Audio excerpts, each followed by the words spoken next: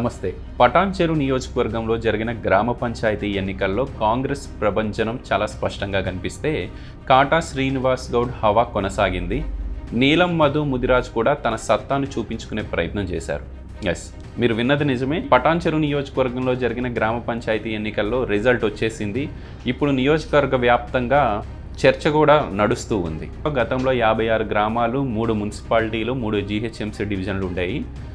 కాంగ్రెస్ ప్రభుత్వం వచ్చిన తర్వాత అభివృద్ధి పేరుతో, అర్బనైజేషన్ పేరుతో గ్రామాలను మున్సిపాలిటీలుగా, మున్సిపాలిటీలను జీహెచ్ఎంసీ డివిజన్లుగా మార్చడంతో ప్రస్తుతానికి 11 గ్రామాలు మాత్రమే పటాన్చెరు నియోజకవర్గంలో మిగిలాయి. అందులో 3 గ్రామాలు పటాన్చెరు మండలంలో ఉంటే 8 గ్రామాలు గుమ్మడిదల మండలంలో ఉన్నాయి. ఒక్కొక్క మండల్ గురించి మనం మాట్లాడుకోవాల్సిన అవసరం ఉంది. పటాన్చెరు మండలంలో 3 గ్రామాలు బానూరు, క్యాసారం, నందిగామ. ఈ 3 గ్రామాల్లో జరిగిన ఎన్నికల్లో కాంగ్రెస్ పార్టీ బలపరిచిన అభ్యర్థులు ఘన విజయం సాధించారు. ఇక్కడ ఎన్నికల సరళిని మనం చూసుకుంటే, ఆ ప్రచార సరళిని మనం చూసుకుంటే కాటా శ్రీనివాస్ గౌడ్ వర్సెస్ ఎమ్మెల్యే గూడెం మహిపాల్ రెడ్డి అన్నట్టుగానే ఆ ప్రచారం అంతా సాగింది. ఆ అభ్యర్థులు కూడా అట్లానే ప్రచారం చేసుకోవాల్సిన పరిస్థితులు. ఎట్టకేలకు ఎమ్మెల్యే గూడెం మహిపాల్ రెడ్డి మీద కాటా శ్రీనివాస్ గౌడ్ విజయం సాధించినట్టుగా ఈ ఎన్నిక ఫలితాలను చూస్తే అర్థమవుతుంది. నందిగామ గురించి మనం మాట్లాడుకుందాం. నందిగామలో ఎవరు గెలవబోతున్నారన్న చర్చ నియోజకవర్గ స్థాయిలో జరిగింది. ఎందుకంటే బాగా రియల్ ఎస్టేట్ ఉండే ప్రాంతం, వందల వేల కోట్ల బిజినెస్ జరిగి పెద్ద పెద్ద వెంచర్లు ఉన్న ప్రాంతంలో ఈ సర్పంచ్ ఎన్నిక జరిగినప్పుడు కొంత చర్చకు దారి తీసింది. ఇక్కడ గూడెం మహిపాల్ రెడ్డి అనుచరుడుగా చెప్పుకుంటున్న, సన్నిహితుడిగా చెప్పుకునే పల్లె శ్రీశైలం యాదవ్ తాను బీఆర్ఎస్ పార్టీ బలపరిచిన అభ్యర్థినని చెప్పి ప్రచారం చేసుకున్నారు. కాంగ్రెస్ పార్టీ నుంచి విక్రమ్ గౌడ్ బరిలో నిలిచారు. ఎన్నికల రిజల్ట్ తర్వాత విక్రమ్ గౌడ్ సర్పంచ్ అయ్యారు. పల్లె శ్రీశైలం యాదవ్ ఇంటికి వెళ్లాల్సిన పరిస్థితులు. నందిగామ గురించే ఇంత చర్చ ఎందుకు జరిగింది అనేది కూడా మనం మాట్లాడుకోవాల్సిన అవసరం ఉంది. బీఆర్ఎస్ పార్టీకి సంబంధించి బీఆర్ఎస్ బలపరిచిన అభ్యర్థిగా ప్రచారం చేసుకున్న పల్లె శ్రీశైలం యాదవ్ ప్రచారానికి నియోజకవర్గ స్థాయిలో ఉన్న ఏ ఒక్క బీఆర్ఎస్ నాయకుడు వెళ్ళి ప్రచారంలో పాల్గొనలేదు, ఇంటింటి ప్రచారం చేయలేదు. దీనికి కారణాలు ఏంటనే చర్చ కూడా జరుగుతూ ఉంది. ఎన్నికల నోటిఫికేషన్ విడుదలైన వెంటనే బీఆర్ఎస్ కోఆర్డినేటర్గా ఉన్న ఆదర్శ్ రెడ్డి గుమ్మడిదల మండలానికి సంబంధించి ఎన్నికల అబ్జర్వర్లుగా గోవర్ధన్ రెడ్డి, కొత్తపల్లి ప్రభాకర్ రెడ్డి, అట్లానే సీనియర్ నాయకులు బాలరెడ్డి పేర్లను ప్రతిపాదించి ఒక ప్రకటనను విడుదల చేశారు. అట్లానే పటాన్చెరు మండలంలో ఉన్న 3 గ్రామాల ఎన్నికల సరళిని పరిశీలించేందుకు, తమ అభ్యర్థుల్ని గెలిపించుకునేందుకు పటాన్చెరు కార్పొరేటర్ మెట్టుకుమార్ గారు, పటాన్చెరు మాజీ జెడ్పీటీసీ గడిల శ్రీకాంత్ గౌడ్ అబ్జర్వర్లుగా ఉంటారు అని చెప్పి ఆయన ఒక ప్రకటన విడుదల చేశారు. అయినప్పటికీ ఏ ఒక్క గ్రామంలో పటాన్చెరు మండలంలో జరిగిన గ్రామ పంచాయతీ ఎన్నికల్లో మెట్టుకుమార్ పాల్గొనలేదు. గడిల శ్రీకాంత్ గౌడ్ ఏ ఇంటికి వెళ్ళి బీఆర్ఎస్ అభ్యర్థికి ఓట్లేయమని ఓట్లు అభ్యర్థించలేదు. దీనికి చాలా కారణాలు ఉన్నాయని చాలా చర్చ జరుగుతూ ఉంది. అసలు వీళ్ళు ఆ గ్రామాల్లో ఎందుకు వెళ్ళి ప్రచారం చేయలేదు, అభ్యర్థులు కూడా వీళ్ళని పిలవలేదా అన్న ప్రశ్న ఉత్పన్నమవుతూ ఉంది. పల్లె శ్రీశైలం యాదవ్ అయితే నందిగామలో ప్రచార రథంతో ప్రచారం చేసేటప్పుడు ఎమ్మెల్యే గూడెం మహిపాల్ రెడ్డి ఫోటో చాలా పెద్దగా వేసుకొని నేను ఎమ్మెల్యే అనుచరుణ్ణి అని చెప్పి ఆయన ప్రూవ్ చేసుకునే ప్రయత్నం చేశారు. వాళ్ళు పెట్టిన వార్డు మెంబర్లు అందరూ కూడా గూడెం మహిపాల్ రెడ్డి గారికి సన్నిహితులు, లేకపోతే గూడెం మహిపాల్ రెడ్డి గారికి అనుచరులే కావడంతో ఈ ఎన్నిక గూడెం మహిపాల్ రెడ్డికి కాటా శ్రీనివాస్ గౌడ్కి మధ్య జరుగుతుందన్నట్టుగా చర్చ ముందుకు వెళ్ళింది.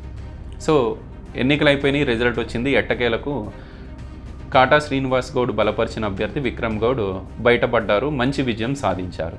క్యాసారంలో కూడా బీఆర్ఎస్కు బలమైన క్యాడర్ ఉన్నప్పటికీ అక్కడ కూడా కాటా శ్రీనివాస్ గౌడ్ బలపరిచిన అభ్యర్థి కాంగ్రెస్ అభ్యర్థి ఘన విజయం సాధించారు. ఇంకా బానూరు మొదటి నుంచి ఉన్నదే కాంగ్రెస్ గెలవబోతుంది అన్న ప్రచారం ఉన్న నేపథ్యంలో వారు వన్ సైడ్ అయిపోయింది. బానూరులో ఆల్మోస్ట్ అన్ని వార్డు మెంబర్లు కాంగ్రెసే గెలుచుకోగలిగింది. బీఆర్ఎస్ తన ఉనికిని కోల్పోయింది బానూరు గ్రామంలో. ఈ రకంగా పటాన్చెరు మండలంలోని 3 గ్రామాల్లో ఎన్నిక సాగింది. ఇక గుమ్మడిదల మండల విషయానికి వస్తే గుమ్మడిదలలో 8 గ్రామాలకు ఎన్నికలు జరిగితే 4 గ్రామాల్లో బీఆర్ఎస్ పార్టీ తన పట్టును సాధించుకోగలిగింది. నిజంగా మండలంలో బీఆర్ఎస్ పార్టీ బలంగా ఉంది, బలమైన ప్రతిపక్షం మేమే అని చెప్పి గుమ్మడిదల మండల బీఆర్ఎస్ నాయకులు మరోసారి నిరూపించుకోగలిగారు. కాంగ్రెస్ పార్టీకి సంబంధించి కాటా శ్రీనివాస్ గౌడ్ గారు బలపరిచిన అభ్యర్థులు 3 గ్రామ పంచాయతీల్లో, మేజర్ గ్రామ పంచాయతీల్లో విజయం సాధించారు. నల్లవల్లి ఇది కూడా ఒక మేజర్ గ్రామ పంచాయతీ అనుకోవచ్చు. ఇది ఉద్యమాలకు పురిటిగడ్డగా చెప్పుకోవచ్చు. ఎందుకంటే అక్కడ డంప్యార్డ్ ఉద్యమం అనేది గతంలో ఏ రకంగా సాగిందో కూడా మనం చూసి ఉన్నాం. నల్లవల్లిలో అనూహ్యంగా టీం ఎన్ఎంఆర్ నుంచి, అంటే నీలం మధు టీం నుంచి నిలబడిన సర్పంచ్ అభ్యర్థి కొరివి రాణి సురేష్, వీళ్ళు 19 ఓట్ల తేడాతో సర్పంచ్గా బయటపడటం జరిగింది. నీలం మధు గతంలో ఆ గ్రామానికి చాలా సేవలు అందించారు.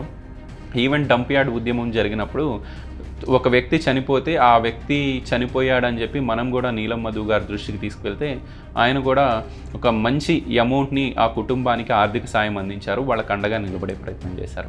బహుశా ఈ పరిణామాలన్నింటినీ అక్కడ అభ్యర్థిగా ఉన్న సురేష్ ఇంటింటి ప్రచారంలో చెప్పుకోగలిగారు. ఇక్కడ ట్విస్ట్ ఏంటంటే సురేష్ ఇంకో ప్రచారాన్ని కూడా లేవనెత్తారు తన ఎన్నికల ప్రచారంలో.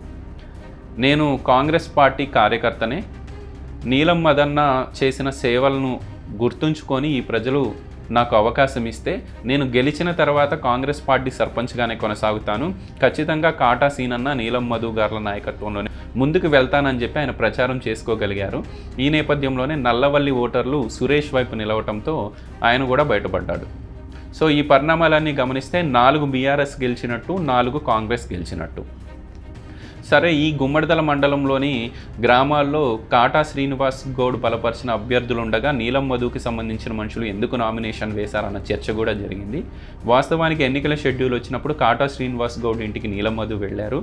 సమీక్షా సమావేశం నిర్వహించినప్పుడు ఎవరిని అభ్యర్థులను పెట్టాలి అన్నప్పుడు నీలం మధు ఒక 2 గ్రామ పంచాయతీలు నాకు ఇస్తే నేను గెలిపించుకుంటాను అని చెప్పి కాటా శ్రీనివాస్ గౌడ్కి చెప్పినట్టు ఆయన హామీ ఇచ్చి నామినేషన్లు వేసే సమయానికి గుమ్మడిదల మండల నాయకుల ఒత్తిడితో కాటా శ్రీనివాస్ గౌడ్ కూడా ఏమీ చేయలేక వేరే అభ్యర్థులకి టికెట్లు ఇవ్వడంతో ఈ ఎన్నికల్లో గుర్తులు ఉండవు కాబట్టి తాము చాలా సేవ చేశాం కాబట్టి నీలం మధు సేవలు చాలా అందినాయి కాబట్టి 3 గ్రామాల్లో నీలం మధుకు సంబంధించిన మనుషులు సర్పంచులుగా నామినేషన్ వేశారు. అందులో ఒక గ్రామాన్ని, మేజర్ గ్రామాన్ని గెలుచుకోగలిగారు.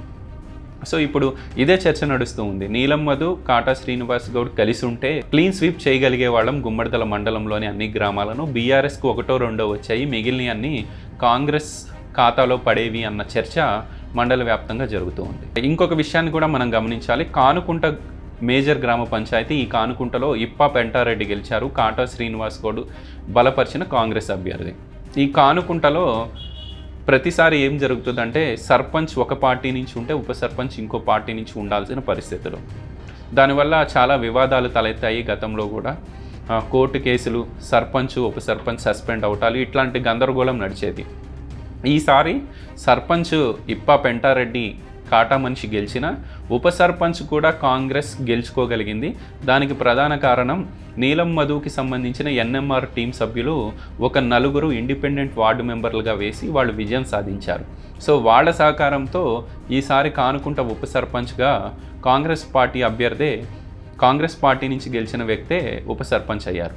సో ఇది కూడా కొంత నీలం మధు టీం ప్రభావం చూపించింది కానుకుంటలో. అట్లానే మంబాపూర్లో కూడా నీలం మధుకి సంబంధించి మాజీ సర్పంచ్గా పనిచేసిన నరసింహులు కూడా టఫ్ ఫైట్ ఇవ్వగలిగారు. టఫ్ ఫైట్ ఇచ్చినప్పటికీ స్వల్ప మెజారిటీతో అక్కడ కాంగ్రెస్ పార్టీ అభ్యర్థి గెలుపొందారు. ఈ పరిణామాలను చూసిన కాంగ్రెస్ క్యాడర్ అన్నలు ఇద్దరూ కలిసి ఉంటే రామలక్ష్మణుల్లాగా ఖచ్చితంగా గుమ్మడిదల మండలంలో మనం 8కి 8 గెలిచే వాళ్ళమని చెప్పి వాళ్ళ అభిప్రాయంగా చెప్తూ ఉన్నారు. అంటే ఇదంతా ఒక ఎత్తు అయితే బీజేపీ ప్రభావం ఎంత ఉంది ఈ గ్రామాల్లో అంటే 0 అని చెప్పడంలో ఎటువంటి సందేహం లేదు. దీనికి ప్రధాన కారణం నాయకత్వ లోపం అనేది బీజేపీ కార్యకర్తలే బాహటంగా చెప్తూ ఉన్నారు. పాపం చాలామంది యువకులు, నేను పర్సనల్గా గుమ్మడిదల మండలంలో తిరిగిన వ్యక్తిగా చెప్తూ ఉన్నాను, చాలామంది నాయకులు, యువ నాయకులు, బీజేపీ మీద అభిమానం ఉన్న కార్యకర్తలు తాము వార్డు మెంబర్ అవ్వాలని, సర్పంచ్లు అవ్వాలని, ఉప సర్పంచ్లు అవ్వాలని చెప్పి ఎన్నో ఏళ్లుగా ప్లాన్ చేసుకుంటూ వస్తూ ఉన్నారు. కానీ వాళ్ళకి సపోర్ట్ ఇచ్చే నాయకుడు లేకపోవడంతో కనీసం మీరు నమ్ముతారో లేదో 11 గ్రామ పంచాయతీల్లో ఎన్నికలు జరిగితే, పంచాయతీ ఎన్నికలు, గోదావరి అంజిరెడ్డి గారు జిల్లా అధ్యక్షురాలుగా ఉండి ఆవిడ 2-3 గ్రామాల్లోనే అడుగుపెట్టి కాసేపు ప్రచారం చేసి వెళ్ళిపోయారు. ఎమ్మెల్సీ అంజిరెడ్డి గారు అయితే ఏ ఒక్క గ్రామంలో తిరిగినట్టుగా మనకైతే కనిపించలేదు, ప్రజలకు కూడా ఆ విషయం తెలియదు. గ్రామాలు అభివృద్ధి చెందాలంటే గ్రామాలకు కేంద్ర ప్రభుత్వ నిధులు డైరెక్ట్గా ఈ సర్పంచ్ ఖాతాల్లోకి, గ్రామ పంచాయతీ ఖాతాల్లోకి పడుతూ ఉంటాయి. ఆ విషయాన్ని కూడా చెప్పలేని పరిస్థితిలో పటాన్చెరు నియోజకవర్గ బీజేపీ నాయకులు ఉన్నారంటూ క్యాడర్ మొత్తం తీవ్ర కలత చెందుతుంది, ఆవేదన చెందుతూ ఉంది. కానుకుంటలో బీజేపీ బలపరిచిన సర్పంచ్ అభ్యర్థి పలుగు గోవర్ధన్ రెడ్డి గతంలో అదే గ్రామానికి ఉప సర్పంచ్గా పనిచేశారు. ఆయన మెజారిటీ చూసుకుంటే చాలా తగ్గిపోయింది. అంటే గెలిచే అవకాశం ఉండి ఉప సర్పంచులు గెలిచే అవకాశం ఉన్న చోట కూడా నాయకత్వ లోపం వల్ల వార్డు మెంబర్లుగా నామినేషన్లు వేయలేకపోవటం, వేసిన వాళ్ళకి సరైన సపోర్ట్ లేకపోవడంతో వాళ్ళు స్వల్ప ఓట్లతో ఓడిపోవటం అనేది కొంత గందరగోళానికి దారితీసింది. చాలామంది నిరుత్సాహంగా ఉన్నారు. అసలు పటాన్చెరు నియోజకవర్గానికి ఒక సమన్వయకర్త అవసరం. ఒక బలమైన నాయకుడిని బీజేపీకి కేటాయిస్తే ఖచ్చితంగా ఏ ఎన్నికల్లో అయినా బీజేపీ ప్రభావం ఉంటుంది అని చెప్పి వాళ్ళు అనుకుంటున్నమాట. వాస్తవానికి ఈ ఎన్నికలు వచ్చిన వెంటనే కాటా శ్రీనివాస్ గౌడ్ గ్రామాలను చుట్టేశారు. నీలం మధు మనుషులు తాము చేసిన సాయాన్ని చెప్పుకుంటూ ఎలాగోలా గెలవాలన్న తపనతో పనిచేశారు. బీఆర్ఎస్ వాళ్ళైతే నియోజకవర్గ స్థాయి నాయకులే కానివ్వండి, మండల స్థాయి నాయకులు, గ్రామ స్థాయి నాయకులు అన్ని గ్రామాలను చుట్టేసి, ఇంటింటిని చుట్టేసి బలమైన ప్రతిపక్షాన్ని గెలిపించండి అని చెప్పి వాళ్ళు ప్రచారం చేసుకున్నారు. కానీ బీజేపీ నాయకులు మాత్రం ప్రచారంలో వెనకబడ్డారు. ఎవరైతే వార్డు మెంబర్లుగా, సర్పంచులుగా పోటీ చేయాలనుకుంటున్న అభ్యర్థులు ఉన్నారో వాళ్ళకి కనీసం మోరల్ సపోర్ట్ ఇవ్వలేని పరిస్థితుల్లో పటాన్చెరు నియోజకవర్గ బీజేపీ నాయకత్వం ఉందనేది ఈ ఎన్నికతో తేట తెల్లమైంది. సో నేను చెప్పిన ఈ అంశాల మీద ఖచ్చితంగా మీ అభిప్రాయాన్ని కూడా కామెంట్ రూపంలో తెలియజేయండి. అట్లానే బీజేపీకి సంబంధించి నాయకత్వం కూడా స్పందించాల్సిన అవసరం ఉంది. బీజేపీ కార్యకర్తలు ఎవరైతే ఉన్నారో, నాతో చాలామంది మేము ఎన్నికల ప్రచారంలో గుమ్మడిదల మండలంలో ఆల్మోస్ట్ అన్ని గ్రామాలు తిరిగాం. ఒక్కొక్క బీజేపీ కార్యకర్త మా దగ్గరికి వచ్చి ఏడుపు ఒకటే తక్కువ వాళ్ళకి వాస్తవానికి.